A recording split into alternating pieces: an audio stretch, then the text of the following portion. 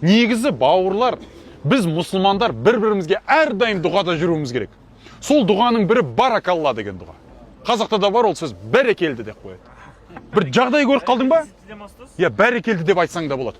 Осылай бір жағдай көріп қалдың ба? Бір мәшін алды ма? Баракалла деп қой. Алла саған берекет берсін де.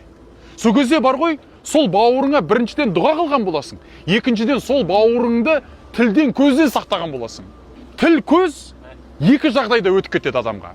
Біріншісі қызығып, қызғанып қараған кезде, екіншісі қызығып, қуанып қараған кезде. Бірінші кезде қызғанып қараған кезде өтіп кетеді. Ей, мынаның машинасын қараш, бұған бұйрық қапты, бізге бұйырмапты деп қызғанған кезде, сол кезде өтіп кетеді.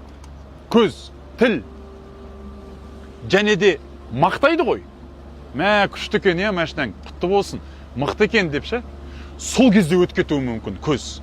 Сол үшін баракалла, бисмилла, ла хаула ва ла қуата илля билля. Алланың атымен, Алладан басқа күш құдірет иесі жоқ, құтты болсын, берекелі болсын бауырым деп бір-бірімізге дұға қылып қоюымыз керек.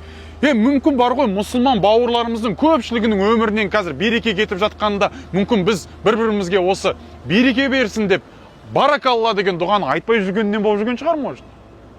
Оған да мән беріп қой. Бірақ қарап тұрсаң екі ауыз сөз. Тілге жеңіл, бірақ таразыда өте ауыр Алланың алдында. Өте маңызды, мұсылманға үлкен пайдалы сөзді айтайын деп тұрмыз да.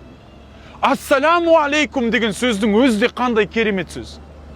Алланың саған сәлемі болсын.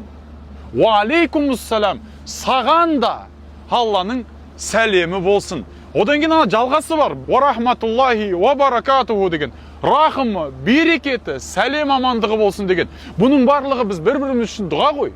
Мұсылманның мұсылманға жасаған дұғасы қабыл дейді. Сондықтан да біз бір-бірімізге әрдайым осылай дұға жасап жүруіміз керек. Дұғамен ел көгереді негізі. Жаңбырмен жер көгереді.